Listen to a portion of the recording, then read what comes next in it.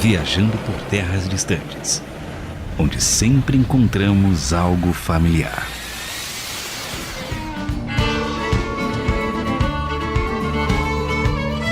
Eu sou o André Castilho e faria um portal para ir ao meu trabalho e voltar todos os dias, ainda que isso me desse náuseas. É melhor que ter o retrovisor quebrado por motoqueiro no trânsito. Isso aconteceu comigo semana passada. É verdade, André. E eu sou o Marcelo Fávero e faria uma magia de fogo para fazer aquele churrasquinho esquema. Picanha? Certeza absoluta. Maminha não? Pô, maminha é bom. Também, tô aceitando. Eu sou a Natália de Moraes e eu faria alquimia, porque eu não precisaria nem trabalhar. Eu não ia nem sair de casa. Tudo ia virar ouro mesmo, ia fazer uma revenda de ouro e tal. Acho que eu vou roubar essa magia, viu? Vou roubar essa magia. Pode roubar. E vamos falar pela segunda vez de The Witcher, a série de livros que virou série de jogos e depois virou série mesmo da Netflix. Quando falamos pela primeira vez lá no episódio 16, tivemos várias pessoas que gostavam dos jogos e haviam assistido a série e lido um ou outro livro, vários ouvintes que nem conheciam e passaram a assistir a série, foram assistir a série até, pelo que a gente falou. Só que aí nós recebemos a indicação da Nath, que manja tudo e vai nos ajudar a entender um pouco mais o continente onde habitam Geralt, Cirilia, Yennefer, Jaskier, elfos, anões, dragões e milhares de monstros. Natália começa se apresentando e falando como é que você conheceu The Witcher. Então, minha relação com The Witcher, ela é bem antiga. Veio de um momento onde eu tava meio triste e eu sempre fui muito apegada em livros de aventura.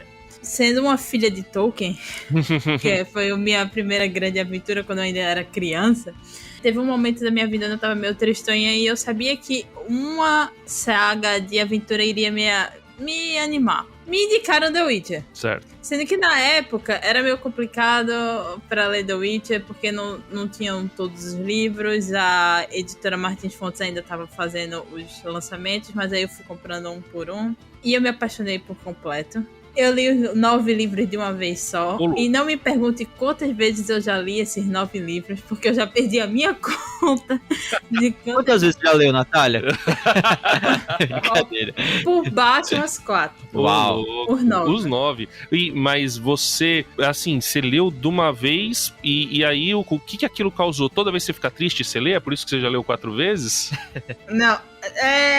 Agora eu fico triste quando eu leio, porque a história de The Witcher não é pros fracos, não. Não é pra fraco de coração, não. Mas eu fiquei encantada pela criação de mundo de The Witcher. Eu sempre fui apaixonada por criação de mundo, e a criação de mundo em The Witcher, ela é espetacular. Ela tem uma explicação pra magia, ela sempre tem um porquê a magia funciona de certa maneira, ela tem uma explicação pro mundo dos bruxos, pra fundação dos bruxos, ela tem uma explicação pra magia dos elfos, ela tem explicação pra tudo, e eu acho isso fantástico.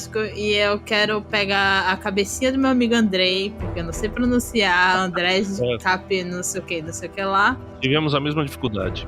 Parece uma risada, Cap. Pô, nossa, que... E eu quero dar um beijo na cabeça dele e dizer muito obrigada por esse mundo. E pela personagem Cirilia, que eu me identifico bastante com ela. Ele deu uma heroína para as garotas lerem. Uma heroína que se salva. E isso não é muito comum em livros de aventura, principalmente na década de 90, né? Convenha. O que te chamou a atenção na Cirilia? Você já falou uma parte, né? Que é uma heroína que se salva. Ela tem realmente uma personalidade bastante forte. Estava até conversando com outra pessoa aqui, que ela falou, The Witcher tem um personagem masculino muito forte, que é o Geralt, mas eu falei, mas eu vejo um destaque muito grande para as personagens femininas, pelo menos na série, que são tanto a Yennefer quanto a Cirilia. E a Cirilia eu vejo, na segunda temporada ela cresceu muito, e pelo jeito ela é uma personagem muito importante nos livros. E o que te chamou muito a atenção dela? Nos livros, ela é tão protagonista quanto Geralt. São 9 livros, contando prelúdio e epílogo, e ele faz vários detalhes. Ele já escreveu até fanfic de The Witcher. O próprio autor escreveu uma fanfic da própria obra. Isso não é uma fanfic, isso é um conto. Exato. Que é um casamento do Geralt e da Yennefer, ele escreveu. Mas o que me chamou a atenção na Cirilia foi a garra dela. Ela perde tudo quando ela é criança e ela não se deixa abater pela perda dos pais, da avó, do avô, do reino. Ela luta contra todas as adversidades que estão indo a todo tempo atrás dela. Ela abraça o conceito de destino e a magia do mundo. Ela faz o mundo funcionar justamente porque ela abraça. Que o Geralt não abraça inicialmente. Então, se ela não abraçasse o conceito de destino, o livro ia ficar quebrado, entendeu? Então, a gente tem a Cirilla como esse contraponto. Ela tem que acreditar no destino dela. Ela tem que acreditar que algo vai dar certo. Ela é o famoso brasileiro. Ela não desiste. Ela tá lá. Ela tá bem... com vários problemas, mas ela não desiste porque ela sabe que um dia vai dar certo. E dá certo pra ela. Ela vai tentar se tornar-se um Witcher, tornar-se uma Witcher que seja à altura do Geralt, mas aí ela descobre que ela tem magia. E a magia dela não é qualquer magia, é alta magia. E aí entra a Yennefer. E a Yennefer é a minha segunda personagem favorita. Me perdoem quem tá ouvindo, o Geralt só vem em terceiro lugar na minha escala de personagens favoritos. Mas é porque o Andrei, de novo, o André, meu amiguinho, meu melhor amigo. É isso aí, o André é meu xará. O André polonês. O André polonês, ele conseguiu trazer pra gente um grupo inteiro de mulheres extremamente poderosas com várias vulnerabilidades. Tem muita gente que reclama da Yennefer porque ela é egoísta, ela é muito ambiciosa, ela é muito... gananciosa. Sendo que você não vê ninguém reclamando isso de homem, tá ligado? O Geralt, ele não tá nem aí pra ninguém. Ele chifra ela 200 vezes. Tá ligado? A Yennefer, a cabeça dela deve estar no chão de tanto chifre que ela toma. E o pessoal só foca no fato de que ela teve um caso com um bruxo. Então, eu acho isso meio injusto. Momento de desabafo, hein? Momento de desabafo. Ao vivo. Acho injusto. No meu caso, eu penso que a Cirilla, né, é a grande protagonista da série. Você acha? Eu acredito. Mais que o Geralt? Eu acho que tudo ocorre em volta dela. Concordo. As tomadas de decisões do Geralt, tanto da Yennefer, a Cirilla ali tem um pé decisivo pro decorrer da série. No meu caso também, eu não li o livro 9 vezes, que nem a Natália. Eu não canto também as músicas, né, do bardo, mas mesmo assim, eu entendo que a Cirilla é a grande protagonista da série. Uau, fomos surpreendidos novamente. Mas eu gosto mais do Geralt, sinto muito, Natália. Eu gosto do Geralt, ele quebra essa masculinidade tóxica, como é colocado, né? Ele quebra isso. É um espadachim sensível. Ele é um espadachim sensível. Ele tem pontos de sensibilidade. Apesar de não conseguir controlar nos livros quando ele vê uma mulher, ele tem o coração dele com a Yennefer e com a Ciri, ele não abre mão. Ele vai fazer tudo pra manter as duas vivas. E ele tem um coração bonzinho, né? Tipo, o trabalho dele é basicamente dedetizador do continente, que é matar os monstros. É o exterminador. E aí, é o exterminador, ele vai lá... E aí, ele ainda faz de graça. Se a pessoa não tem dinheiro, você não vê nenhum outro Witcher fazendo essas coisas de graça. Se um Witcher chega lá e você não tem dinheiro pra pagar, o Witcher vai lá e vai te matar. Simples assim. Simples. O Geralt não. Não temos Arnold Schwarzenegger, mas temos Henry Cavill como exterminador. Temos Henry Cavill. Ele vai olhar pra você com aqueles olhos azuis e dizer: tudo bem. Azuis não, né? Amarelo na série. E dos jogos. Né? Ele só não vai conseguir te alcançar com o braço curto dele, de acordo com a Gabi, nossa amiga. E tem um detalhe interessante da série, na verdade, sobre o Geralt, né, e o Henry Cavill que protagoniza o personagem. Eu já vi matérias dizendo que a roupa que ele usa, né, na série rasgava várias vezes por conta do corpo dele. Do corpo dele. Sim, é verdade. Eu posso afirmar que eu fui convidada para entrevistar o Henry Cavill. Eu entrevistei o Henry Cavill. A Netflix fez uma pré para repórteres. E a gente foi assistir. Foram 2 episódios e 2 horas de perguntas e respostas. O homem é torado. Como diria aqui no Nordeste. O homem é daquele tamanho mesmo. Ele tava todo de preto, de polo, e mesmo assim ele não conseguia disfarçar o tamanho dos músculos do braço e das pernas dele. Nossa, Foi um negócio... escrevendo o André, viu? Nossa, sou torado também. Aí, era muito engraçado, porque todo mundo no chat ficava comentando: meu Deus, ele é do tamanho do Geralt. E aí, ele comentou durante as perguntas e respostas que as armaduras eram feitas do tamanho dele. É tudo feito pro tamanho dele. Não é pra salientar ou aumentar, assim. É o tamanho dele. E ele malhou muito da primeira pra segunda, por isso que ele tá maior ainda. Então o cara tinha mesmo que ser o Geralt e o Superman, né, velho? Não jeito, tinha não outro. Não tem.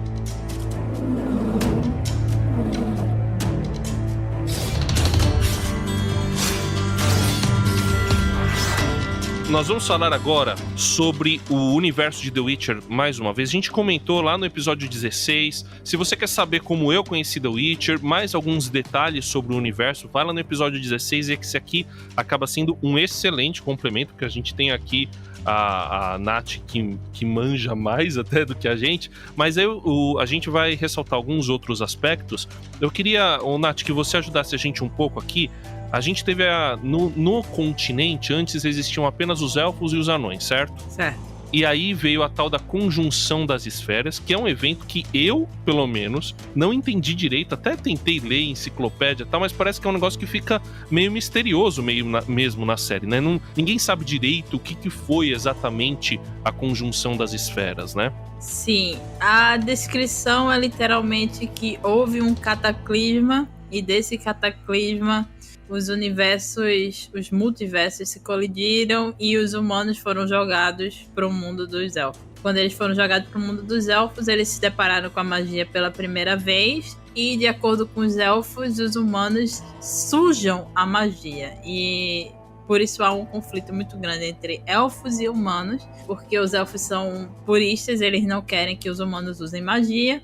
E acabou acontecendo o que os elfos previam, né? Os humanos dominaram a magia e acabaram expulsando os elfos para os guetos, que na época os guetos eram as florestas escondidas. Os elfos tiveram que se esconder para poder manter a magia anciã viva. Então não há uma explicação correta para a conjunção das esferas além desse tal cataclismo. E aí vem também, junto com os humanos, vem também os monstros.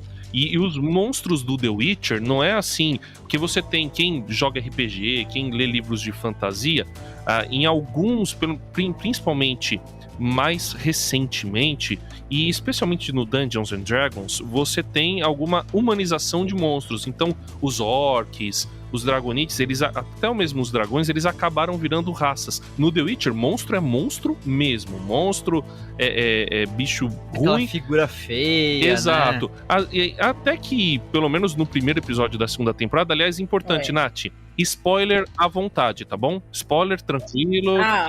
Tá, fica à vontade. Então vamos de um belo monstro agora. Exato, né? Agora a gente tem no primeiro episódio da segunda temporada, eu senti uma certa humanização daquela espécie de vampira lá, né? Que eu esqueci o a nome. bruxa. Isso. Só que ela tem uma inclinação assassina, então ela acaba sendo morta porque ela ia matar todo mundo. Mas me fala mais sobre os monstros de The Witcher. No final da segunda temporada, a gente fica até meio em dúvida. Peraí, parece que tá vindo um outro multiverso aí, de monstros ainda piores. Como é que é esse negócio? Como é que funcionam esses monstros no universo do E até de de The monstros vassalos da Cirilla, né? Que são vassalos, né? Os monstros vassalos da Cirilla, eles são uma liberdade criativa da série. Não existem essa questão dos monolitos e os monstros vassalos da Cirilla não existem nos livros. Porém, os monstros, eles vieram e foi o grande problema do continente a primeiro termo. Não foram os humanos, foram os monstros. Ninguém sabia como matar aqueles monstros e por isso criaram os Witchers. Os monstros de The Witchers, eles realmente são bastante na conjuntura de monstros, sendo que alguns são inteligentes, tipo um Leshen. Um Leshen, ele é um protetor, um guardião da floresta. Então ele não vai te atacar, a não ser que você esteja tentando prejudicar a floresta. Um Troll. Tem Troll que conversa com você. Tem Troll até no jogo que você não mata. Porque você conversa com ele e ele tá ali só protegendo alguma coisa. Ogroides, às vezes, têm um certo nível de inteligência. Dragões têm uma inteligência muito acima dos humanos. Por isso que o Geralt se recusa a matar dragões. Ele se recusa a matar alguns trolls, alguns ogroides. Todo monstro que tem um certo nível de inteligência, o nosso Geralt, o Witcher sensível, ele não vai matar. Ele cria um grupo no WhatsApp, né? Pra marcar um churrasco depois com ele. Exatamente. Ele tem um grupinho ali dos monstrinhos deles, amiga. Mas aí a gente tem... a maior prova disso é que a gente tem... Pode dar spoiler de livro? Pode, à vontade. A maior prova disso é que no grupo do Geralt, no livro 4 ou 5, se não me engano, entra o Regis, que ele tá nos jogos.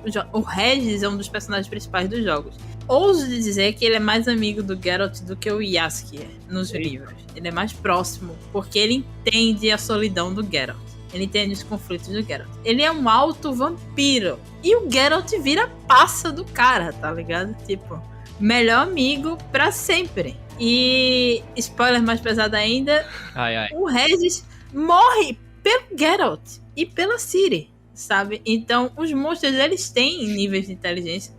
Vai depender, literalmente, da sua escala biológica, não sei. Eu não sou boa de biologia, minha gente. Não, ninguém.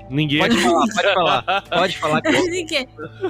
Vai depender dessa escala aí de inteligência, mas é isso aí. A gente vai ter um grupo de monstros inteligentes e a gente vai ter um grupo de monstros que querem sangue, querem caos. E aí, por isso a gente teve que criar os bruxão pra poder dar aquela limpada no reino. Mas por que dessas diferenças entre os monstros? É porque eles evoluem. Tem alguns monstros que eles vão evoluindo, eles vão se adaptando. Mesmo entre os fantasmas, existem fantasmas que ficam presos ao mundo por ódio. É um exemplo simples. Fantasmas que ficam presos ao mundo por ódio e outros que ficam presos por dívida ou por amor ou algo do tipo. Quanto mais tempo eles ficam na Terra, mais ódio eles acumulam. Então, vai existir sempre essa dualidade do monstro. Um monstro é realmente um monstro. E tem algo relacionado com quem esse monstro foi criado? Se for por um bruxo ou por... Ou se ele já era um monstro que foi trazido nesse cataclisma, né? Na conjunção das esferas. Ou até no caso do primeiro episódio da segunda temporada, que o companheiro, né, daquela personagem, que é uma vampira, ele era um monstro também, ele era uma espécie de lobo, né? Era um javali, parecia, né? Isso, um javali. Mas ele era amaldiçoado. Isso, que é algo que eu queria falar sobre as maldições do The Witcher. A gente percebe, pelo menos na obra do Andrei, eu sinto muita influência dos irmãos Grimm, dos contos europeus, que tem a ver com essa questão da maldição. Como teve a maldição, até eu sinto um pouquinho de A Bela e a Fera ali no primeiro episódio, porque assim como teve a maldição pra fera, por causa da maneira como ela vivia, no conto A Bela e a Fera, teve essa maldição pra esse cara. Só que no caso ele tinha feito algo muito pior que a fera. Bem pior. Né? Bem pior. Acho que não precisa.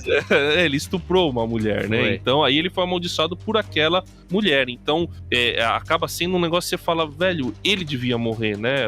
Você fica assim. Mas vamos falar um pouco sobre essas maldições aí do The Witcher, que tem essa influência, né, Nath? Tem bastante. A Bela e a Fera você pegou bem, é exatamente a referência que eles usaram pra criar aquilo. E é um conto do livro, aquela parte. Tem uma maldição em especial que eu gosto bastante dos livros, que é de uma mulher presa numa casa, nos espelhos, nos quadros da casa, e ela tá amaldiçoada lá dentro pra sempre. Lançou esse feitiço nela.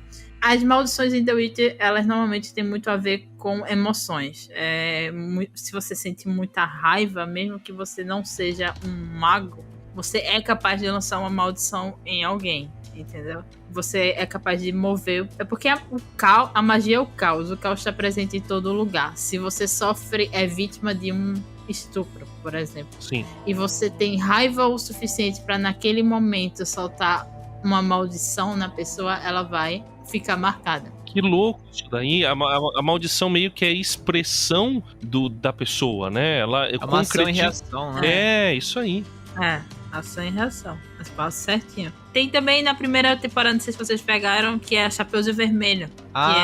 Sim. A Chapeuzinho Vermelho, que é a menina que ele vai matar, que fica marcado pra sempre lá com ele. A Chapeuzinho Vermelho, ela é colocada nos livros de um modo diferente e nos jogos também, mas ela também existe nos jogos e nos livros, ou seja, ele vai pegar todos esses contos celtas, contos nórdicos, e vai dar uma adaptadazinha e jogar ali em The Witcher.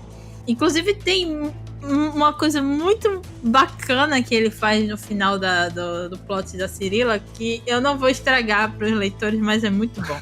A gente vai parar num lugar do tempo que é na nossa linha temporal, tá ligado?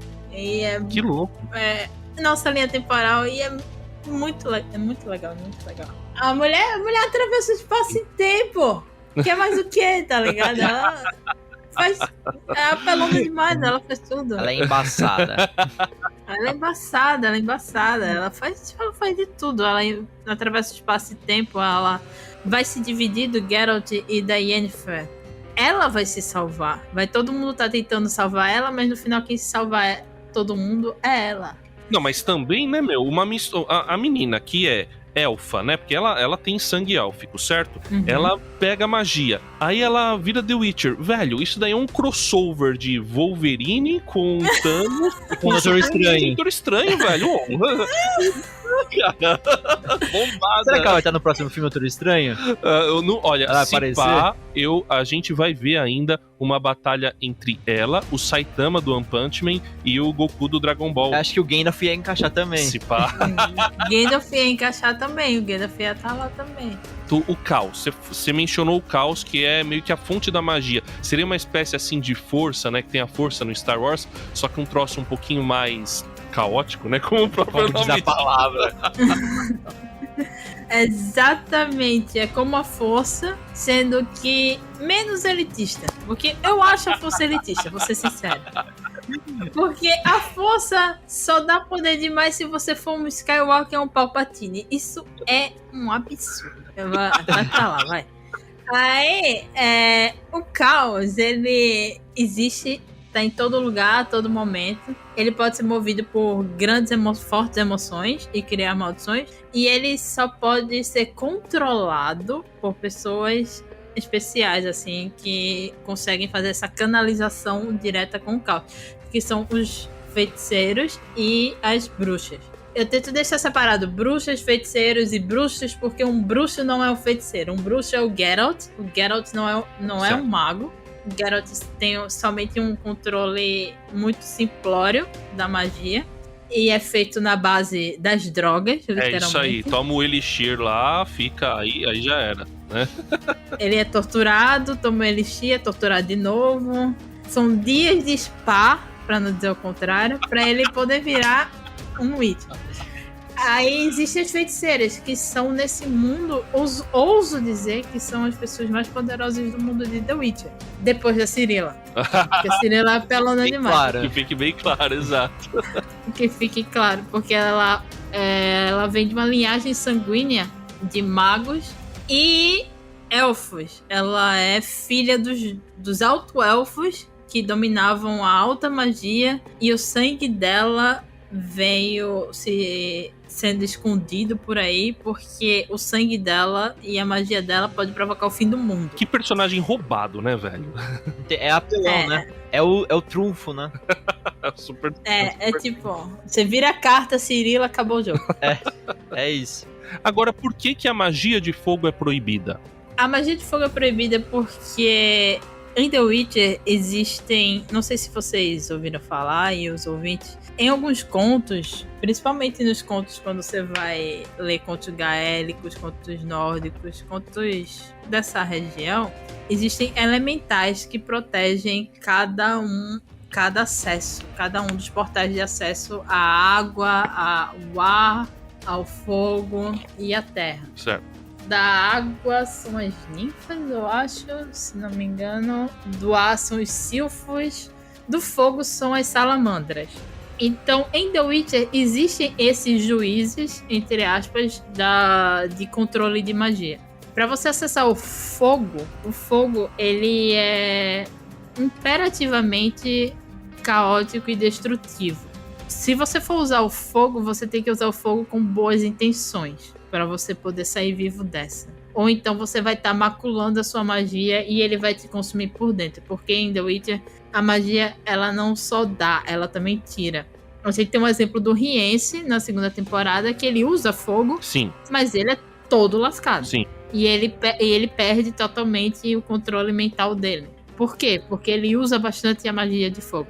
A gente vai ter um episódio da Cirilla nos livros com o fogo, que é um episódio muito marcante na vida dela. Pode soltar o spoiler ou não? Manda. Então, a Cirilla vai abrir mão da magia nos livros quando ela invoca a magia de fogo no meio do deserto, porque ela percebe que não tem nada pra ela puxar. Aí ela percebe que tem um fogo pra ela puxar, pra ela salvar um amigo dela, unicórnio, isso mesmo, um unicórnio. Então temos aí uma mistura de The Witcher e meu malvado favorito, né, cara? Porque o unicórnio não tá no meu malvado favorito, né? Exatamente, ele aparece no The Witcher. Aparece no The Witcher. Não existe no meu malvado favorito, mas no The Witcher tá tem. explicado. No The Witcher tem. E aí ela salva esse unicórnio, ela usa a magia do fogo, e é quase uma magia de ressurreição que ela tá usando, ela usa bastante. Os juízes, que são as salamandras, decidem que vão deixar ela viva, vão deixar passar, porque ela usou com um intento bom, um coração bom. Porém, ela mesma se sente extremamente fadigada e exausta. Como a Yennefer na segunda temporada, foi uma grande alusão a isso, ao uso da magia do fogo. A Yennefer esvaiu a sua magia para proteger as outras bruxas. Ela não deixou de ser bruxa porque a intenção dela era boa. Mas ela usou muita magia de fogo. Então a magia de fogo, ela exige muito mais. Ela tira muito mais força da bruxa do que ela devolve. Você devolver o fogo para o mundo é difícil, né? Você vai devolver o quê? Um incêndio para a terra? Assim, é um negócio meio complicado. Você não tem como você tirar o fogo, usar o fogo e depois você vai devolver como? Porque ele é pura destruição, né? Ele tira mais do que proporciona, né? É. Só se você for fazer um churrasco aí. Aí, vai comigo. Um churrasco, fazer uma festinha, faz um churrasco aí. Você devolveu pro mundo o fogo. Pronto, tá Devolveu o resolvido. fogo, tá Um resolvido. churrasco assim mundial. A gente chama a ONU, fala assim, ONU, a gente quer promover um churrasco aqui. Pronto. Quero um espaço aberto. Resolvido. Aí chama a Yennefer e a Cirilla, né? Que elas já recuperam. Pronto, tá resolvido. Resolvido. A gente resolveu o problema das duas. Pronto. Tá resolvido. Um grandioso churrasco pra gente devolver o poder do fogo pro mundo. E ter paz mundial. Ter a paz.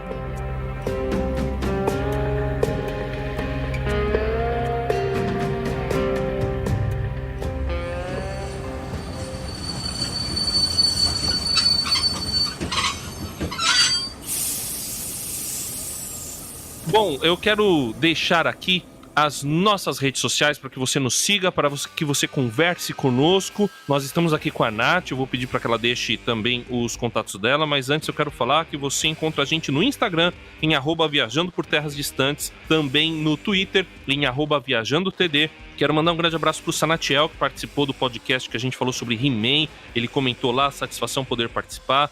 Também o Felipe Vieira, que não pôde participar hoje, ele ia participar, mas ele ficou dodói. Força abraço. aí. Força aí. Hashtag estamos com você. Não, e coitado, eu fiquei com muita dó do Felipe, ô Nath, porque o Felipe, ele maratonou as 2 temporadas de The Witcher pra gravar esse programa. Ai, Felipe, um abraço. Pronto, ó, recebeu o carinho já da Que Nath. o caos esteja com você. Por isso que ele não participou, tá conjurando uma magia de fogo, então. Pronto, tá conjurando. Mas ó, a gente já vai deixar também nosso e-mail, pra que você não conjure a magia de fogo, pra que você permaneça no bem. Então, o nosso e-mail é o viajandoporterrasdistantes@gmail.com. Ô Nath, como é que o pessoal te encontra nas redes sociais? Meu nome é Nath, N-A-T, Zirael, Z-I-R-A-E-L, em todas as redes sociais. O Zirael vem da Siri. Tá Clichê. É Nath Zirael porque Zirael é andorinha em Alto Elfo. Eu acho que ela gosta da personagem, viu? Mas só um pouco. Eu acho que Só um pouquinho. Isso é porque eu tô focando na Ciri hoje aqui no Terras Distantes, porque se vocês forem ouvir lá no Dropzilla, eu faço umas defesas da Yennefer bem acaloradas também, sabe? Então ouça, qual que é o nome? Esse é o podcast que você faz, né? É, o Dropzilla com o Reni Matsuyama. Toda semana sai episódio sobre coisas geeks, ciência, música, @DropzillaCast em todas as plataformas aí que for da sua preferência. Pronto. Segue lá o Dropzilla, segue o Viajando por Terras Distantes. Marcelo, que tá participando hoje especialmente com a gente. Marcelo Anakin Skywalker Targaryen. Segue lá. Brincadeira. Só falta ele ter colocado Zirael, aí pronto. Aí eu desistia da vida, porque o de cara... Rivia. De Rivia. De Rivia. Eu gostei do Targaryen. Muito obrigada. Mas Me senti representada. Meu Instagram é _Marcelo Faveiro. Pronto. No post deste episódio vai ter todo mundo marcado lá. Aí sim.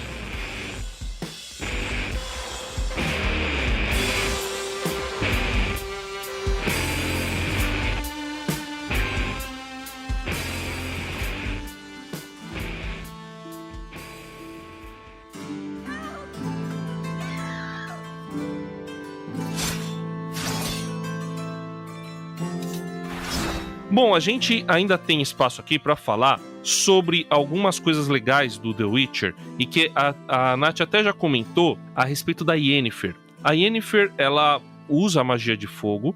Porque ela usa a magia de fogo, ela perde a magia dela e ela fica estafada. Segunda temporada inteira ela fica estafada. E aí ela busca reaver o poder a qualquer custo, inclusive ao custo da traição do Geralt. E isso é uma coisa legal do The Witcher, que The Witcher são seres humanos que inclusive traem uns aos outros. E eu acho isso interessante porque o ser humano é assim mesmo. O ser humano é mau, cara. É a humanização da história da fantasia, né? Exato, isso é legal no The Witcher. E a gente viu essa... tá certo, pode ser que a Nath defenda a Yennefer. Mas agora ela ficou indefensável, né? Depois de trair o Geralt. Você não acha, Nath? É com você, Nath. Não, discordo. Eu vou falar por quê. Diga. Tinham 3 bruxas. Certo. A Yennefer foi a primeira que, de cara, disse não. Continuou no não. E ela só cogitou pegar essa menina para ter os poderes de volta quando enfrentou a morte. Quando ela viu quem era a menina, ela começou a vacilar. Quando ela viu o Geralt, ela vacilou de novo. Quando ela tava lá no portão de Sintra, que aparentemente é só um táxi, um Uber pra Sintra, porque nos primeiros episódios você passa um episódio inteiro pra você chegar lá em Kaer Morhen, mas de Sintra pra de Kaer Morhen pra Sintra você atravessa a esquina, você tá lá. Exato, um pulinho. Você dá um pulo, você chegou lá. Nem precisa de unicórnio. Bem ali do lado da padaria de casa. Quando ela chega lá, ela se dá conta que ela fez uma merda desproporcional, que ela tá levando a filha do homem que ela ama pra entregar ela pra morte, e ela para. O que eu vou dizer é o seguinte. Esse ato foi indefensável? Sim, pra quem assiste a série. Quem gosta dos jogos e dos livros, há uma certa revolta, uma comoção na internet de que a Yennefer nunca faria aquilo. Porque se você pegar a primeira temporada, qual era o desejo maior da Yennefer? Ter um filho. E ela nunca faria isso com a criança. Ela quase morre para defender um bebê, entendeu? É verdade. Eu acho completamente fora do personagem a atitude que ela tem naquele momento, entendeu? Eu acho sabe, erro externo? Uma coisa mal escrita, meio preguiçosa até. Quando o cara quer colocar um conflito ali e ele usa meio que essa desculpa. Exatamente. Né? Eles podiam...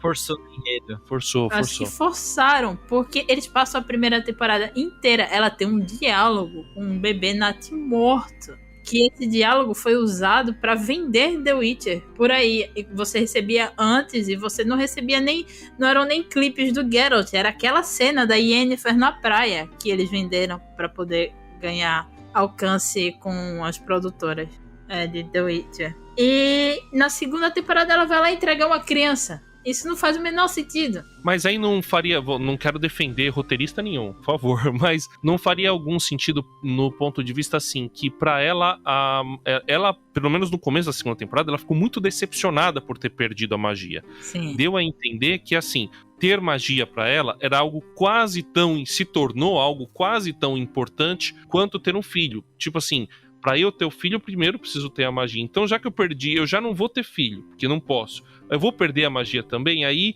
era algo que ficou meio que insuportável. Isso leva ela a uma fraqueza, meio que a uma tentação ali de poder fazer isso daí. Mas é coerente que ela desiste, né?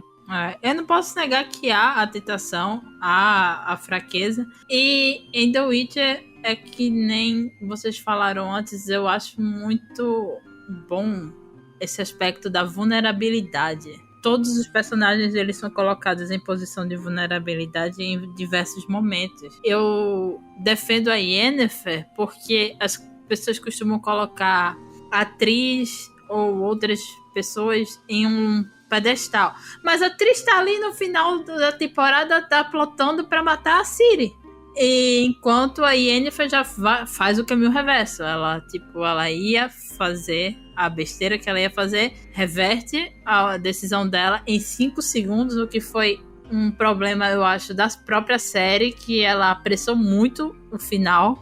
Ela jogou muita coisa no final, não só da Yennefer. Aquele conflito final ali é muito confuso. Tipo, os próprios Witchers estão ali brigando e o mestre deles tá ali olhando os filhos morrerem e não tá fazendo nada, tá confuso, tá atordoado. É uma correria muito grande, assim. E aquela parte também não existe nos livros, da Ciri sendo possuída. E a Baba Yaga, que também é outro conto. Aquela bruxa é a Baba Yaga, que é o bicho-papão em bom português. É outro conto. Ela também não tá nos livros, aquele plot. A Ciri não é possuída, a Ciri não é a culpada pela morte de um monte de Witcher. Eu acho que usaram apenas como uma balança porque não eram pra ter tantos Witchers e a série colocou bastantes Witchers, aí agora eles passaram a serra em metade.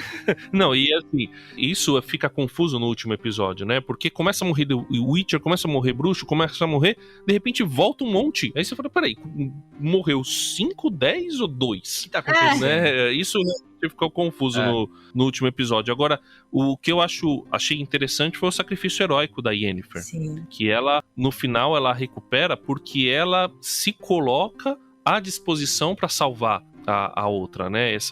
Eu gosto desse plot do sacrifício heróico, porque eu acho que não existe maior esforço quando você dá a sua vida pela outra pessoa, quando você se propõe a dar a sua vida pela outra pessoa.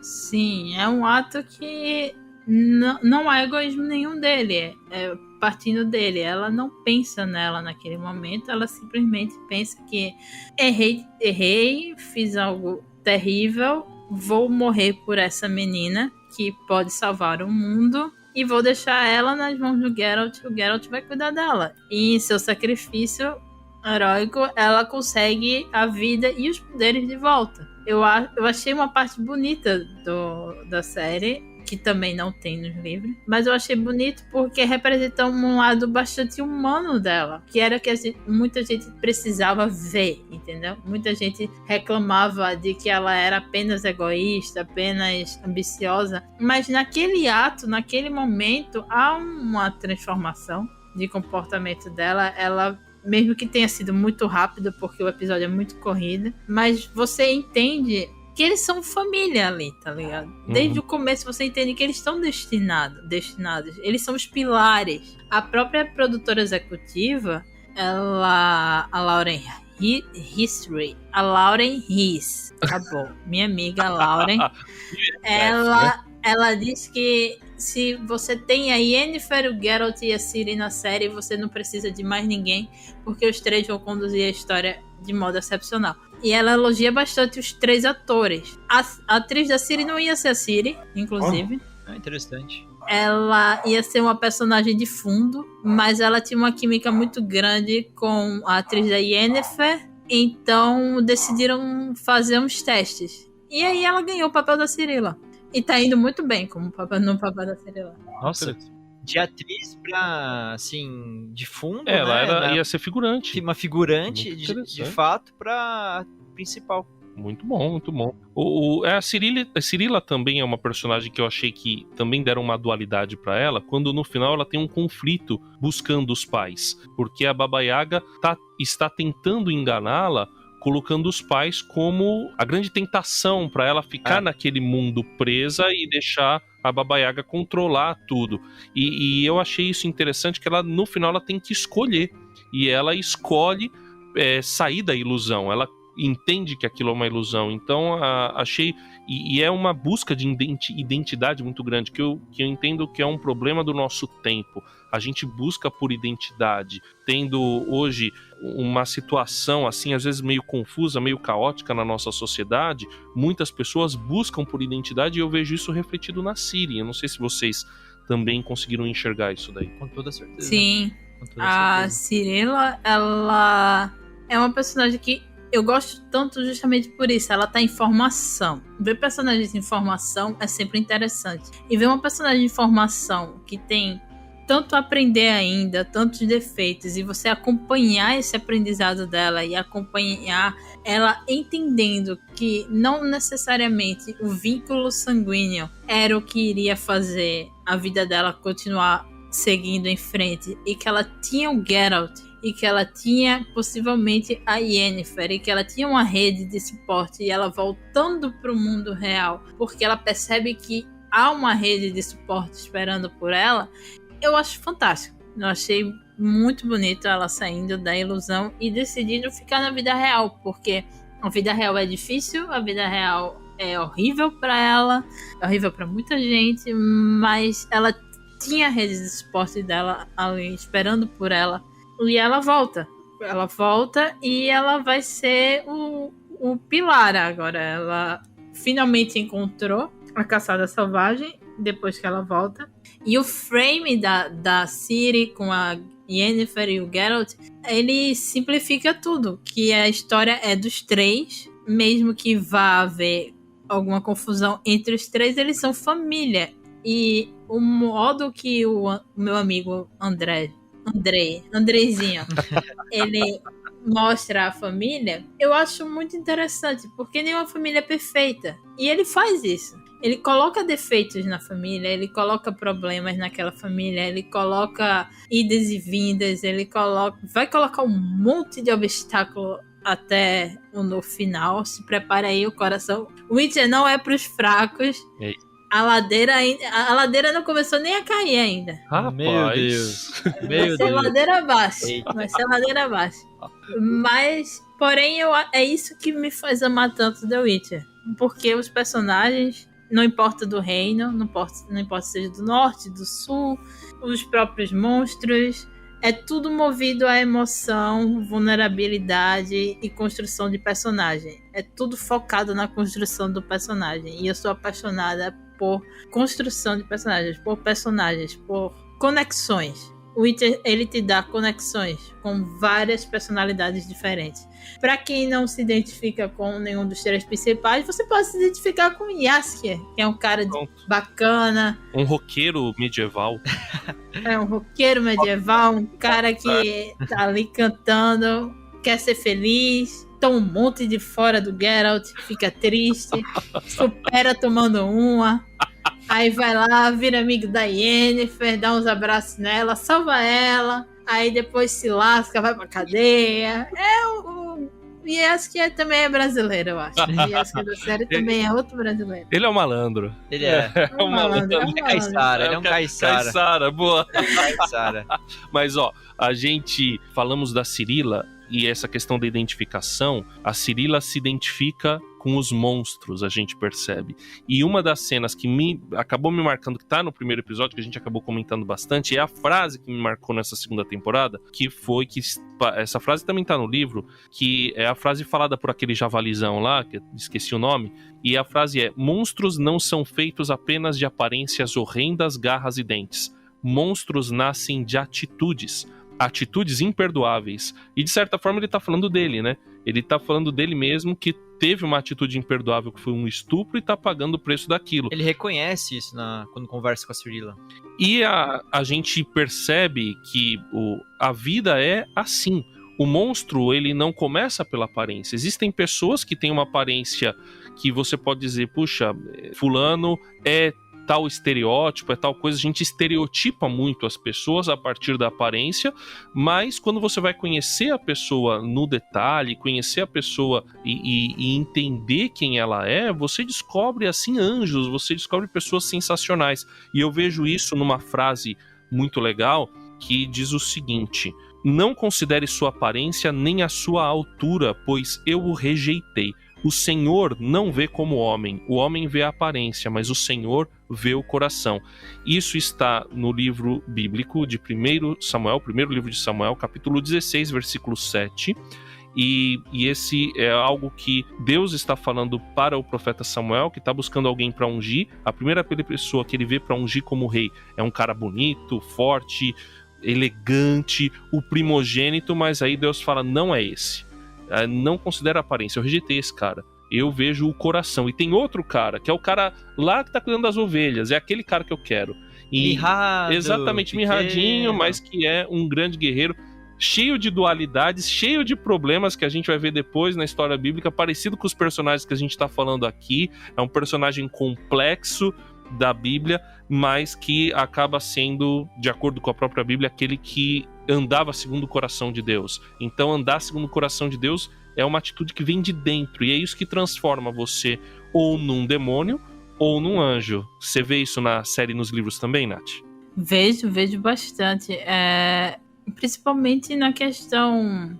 Existe a questão dos monstros, como eu já falei anteriormente, os monstros que têm inteligência, os dragões, que são, para a população, são um grande perigo, na verdade são grandes sábios. Existe na questão do Geralt e dos Witchers, que para muita gente são um perigo, mas na verdade só estão ali querendo fazer o trabalho deles, ganhar um trocado. Existe na questão das feiticeiras, que algumas são vistas como abusivas, como a Yennefer, e na verdade só querem uma família. Existe na questão das feiticeiras que são sangue nos olhos mesmo, que é a coruja que a gente viu no final da segunda temporada. Sim. Aquela ali faz qualquer coisa pra ficar no poder, viu? Aquela ali pode ficar de olho nela. Ela é uma personagem interessantíssima. Ela é uma personagem feminina que a gente não vê muito por aí, que não tem vergonha de ser ambiciosa, não tem vergonha de ser poderosa, e ela não tem vergonha de ser a maior bruxa, não. Ela... Tissaia? Quem é Tissaia perto de Philippa Earhart? Não, ela vai botar todo mundo no lugar. Ela arregaça. Ela arregaça. Tipo, inclusive, ela e Yennefer são consideradas as duas bruxas mais poderosas do continente, após algo que acontece com a Tissaia, que seria um spoiler muito grande que eu daria, mas eu já dei tanto spoiler grande aqui. E aí? Mais um, mais outro, não tem problema nenhum. Já falou, já. Alguém quer um spoiler? Manda. A Tissaia se mata. Eita! Depois de uma coisinha que vai acontecer na terceira temporada, ela vai cortar os pulsos e ela vai se matar. E a Yennefer e a Philippa serão as feiticeiras mais poderosas vivas. Isso é a prova, tanto é a prova que a Yennefer consegue lidar com necromancia e a Philippa consegue lidar com transmutação. São as duas magias mais poderosas em The Witcher para as magas e os magos. Homem não consegue trabalhar com esse tipo de magia, porque em The Witcher há uma afinidade feminina com magia. Tanto é que nos livros você não vai ver tanto foco nos bruxos homens, e sim nas mulheres, na Loja das Feiticeiras. A Loja das Feiticeiras, que é um grupo de 12 feiticeiras, que independente do reinado onde elas estejam, elas vão defender que a magia continue viva, não importa como. E aí a gente vai ver o que acontece, né? Olha, aí a gente faz o episódio aqui do Viajando sobre suicídio, né? Depois da terceira temporada, a gente chama a Nath. Um episódio bem leve, a gente chama a Nath. De boa só.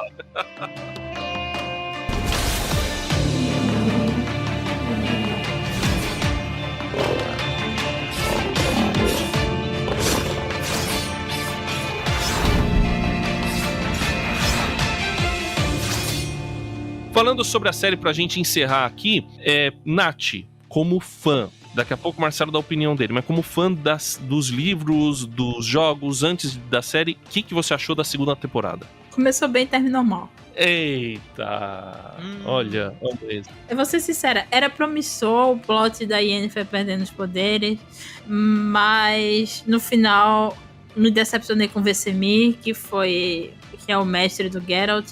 O Vesemir, ele é colocado numa posição de tentar trazer o Witchers de volta, e o Vesemir das outras mídias, ele jamais faria isso, porque ele viu a tortura. O Vesemir, ele criou o Geralt, e deram o Geralt nos braços dele desde criança. Ele é totalmente contra a criação de Witchers novos, então eles mudaram a personalidade do Vesemir, eles mudaram a personalidade da Yennefer, eles possuíram a Cirilla, não sei pra quê. Eles fizeram aquele plot lá do... Eu gostei da parte que o Carrie e a Fringilla finalmente se dão mal. Isso vai ser muito importante. Decora aí, o Carrie vai ter muito espaço ainda. Muito espaço na série. Ele não acabou a história dele. Gostei muito da Francesca fazendo uma balança assim. Não esperava que eu ia gostar tanto da história dela, mas eu gostei. Muito poderosa, bem tipo, vamos matar essas crianças aqui e acabou-se, porque mataram todo mundo. Ela não tem a menor piedade. E é uma coisa que, por isso que eu digo, The Witcher não é pros fracos. Porque quem entendeu aquela analogia, ela é uma parábola, se não me engano, bíblica, né? Ela chega e ela mata todas as crianças que não têm a proteção na porta. Exatamente, é o Pessa, é a Páscoa, que é quando saem os israelitas do Egito. Os israelitas saírem do Egito, acontece a matança dos primogênitos no Egito, e para o primogênito não morrer, teria que colocar o sangue de cordeiro nos batentes das portas. E o sangue do cordeiro que é sacrificado e comido na Páscoa. E quem não tem essa marca, acabam todos os primogênitos falecendo, e aí que os egípcios mandam os israelitas embora com Moisés. Então expulsam, é justamente... né? Expulsam mesmo. É justamente essa parte. E olha, eu não tinha notado isso, cara. Eu também não. Olha que louco. Eu que conheço mais da Bíblia, a Nath lembrou. Parabéns, Nath. Obrigada. Foi muito tempo lendo esse livro, e na hora que eu li esse trecho, eu fiz, gente, ela foi aí... O Andrei foi aí, porque ele pegou esse trecho da Bíblia, que é um trecho que não é para os fracos, como repetindo a minha frase. Exato, a Bíblia não é para os fracos também. A Bíblia não é para os fracos. E ele usa, mas ele usa o contrário. No caso, ele não usa os primogênitos, ele usa os recém-nascidos. Ela mata os recém-nascidos e vai embora. Tchau, né? Tchau. Vocês acabaram com a minha filha, eu vou acabar com a filha de todo mundo. Bem assim, mostrando que tem poder, né? Porque ela é muito poderosa, porque ela tem a magia de elfo. E agora ela acha que a Cirilla pode salvar os elfos. Vamos ver no que isso vai dar na terceira temporada. Terceira temporada, ela é promissora, né? Porque tem ali... já começaram a gravar. Olha, porque você tem o Reino do Norte querendo pegar a Cirilla. Isso vai ser spoiler assim, pra quem não assistiu a segunda temporada... O pai da Cirilla, Cirilla, que é o rei lá do... Qual o nome do império? Qual o nome do império? Nilfgaard. Isso, o cara... Esse eu fiquei surpresa. Não, foi muito bom. Mas nós tivemos uma grande novidade, que, assim, o Marcelo Fávero, que é viciado em games... Mas antes de falar dos games, eu esqueci de perguntar pra você a segunda temporada. Você concorda com a Nath? Então, como não tem um olhar aprofundado da Nath, né? Eu vou dar a minha humilde opinião. Eu gostei da segunda temporada, mais do que da primeira. Você achou mais legal? Eu gostei da construção dos personagens, do desenvolvimento de cada um também. E por isso que tenho já essa ansiedade pela terceira temporada, que eu acho que vai ser realmente épica e marcante pra série. Não, tá promissor aí o plot. Eu concordo com a Nath na questão da velocidade. Eu acho que eles aceleraram ali no fim, olhando só a série, e ficou confuso, porque tem um desenho do The Witcher, que é uma animação, na verdade, um filme de animação, The Witcher, o Lobo, como é que é? Que conta a história... Pesadelo do Lobo. Isso, que conta a história do Vesemir. E você percebe que são Vesemirs diferentes. mesmo dentro da Netflix, mesmo... É o multiverso. Eu senti isso, Nath, que parece que o Vazimir da animação é diferente, é mais próximo desse Vazimir que você falou, que tem compaixão, que acaba tendo uma... querendo ajudar aquelas crianças, né, e condena a atitude do mestre dele, que estava na realidade criando monstros para manter o trabalho de todo mundo. E aí eu vejo um Vazimir diferente mesmo, né, atraído por essa questão. Ficou esquisito um pouco isso daí, eu concordo com você, mas um negócio que o pessoal não presta atenção em adaptação, cara. Quando você vai adaptar um produto, você já tem uma base de fãs e às vezes você muda a personalidade de personagem. Eu não gosto disso. Quando eu fico sabendo que isso acontece, eu acho que isso você não precisava mudar a personalidade. Ok, você precisa adaptar determinada coisa, mas mudar assim, intenções, personalidade, e um monte de adaptação os caras fazem isso. Eu acho meio contraproducente também. Tipo, você já tem aquilo ali... Você já tem arraigado na mente dos fãs e você vai mudar a personalidade. Você pode mudar tanta coisa. A única personagem que eu achei positiva a mudança de personalidade, na verdade, foram 2. Que foi o Jaskier e a Fringilla. Porque a Fringilla não tem muita importância nos livros. Além de ir pra cama com Geralt. E eles mudaram isso.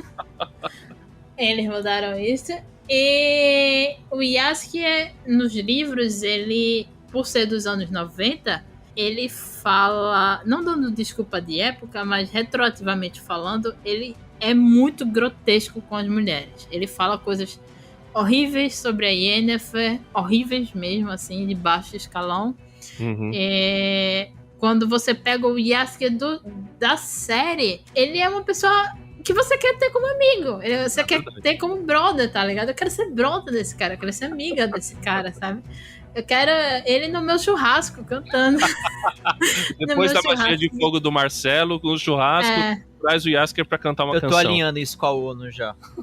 Exatamente. A ONU, o Marcelo, o Jaskier vão produzir o melhor show aqui já feito. Os Novos Vingadores. E no final do jogo... Os Novos Vingadores na base do churrasco.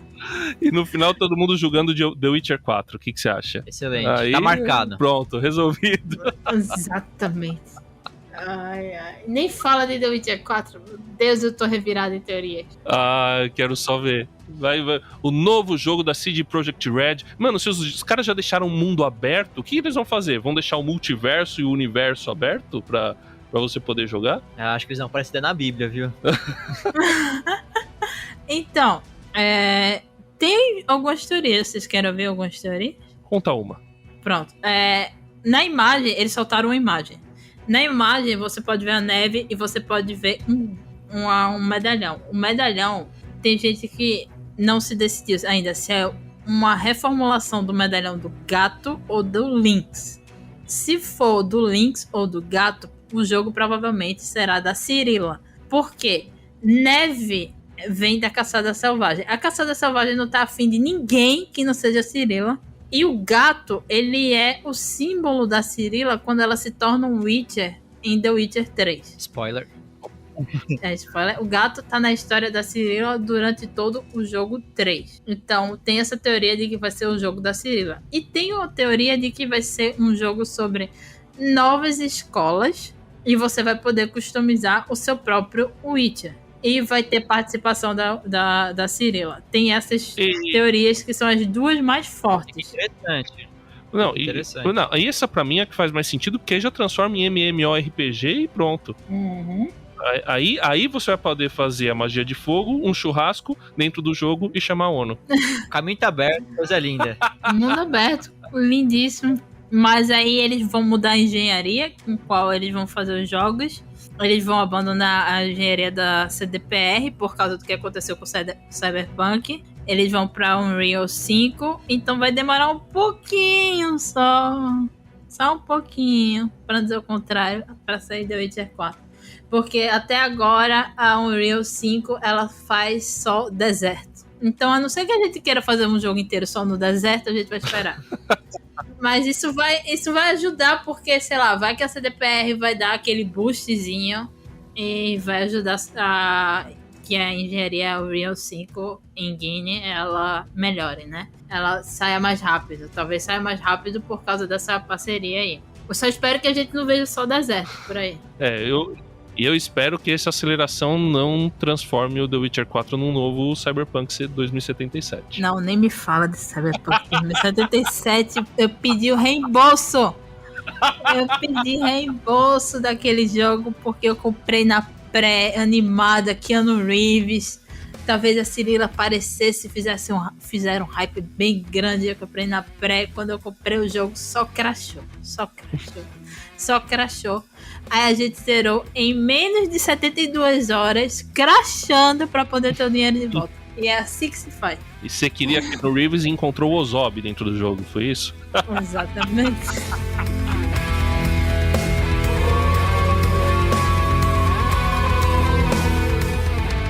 Viajando por terras distantes. É uma produção transmundial.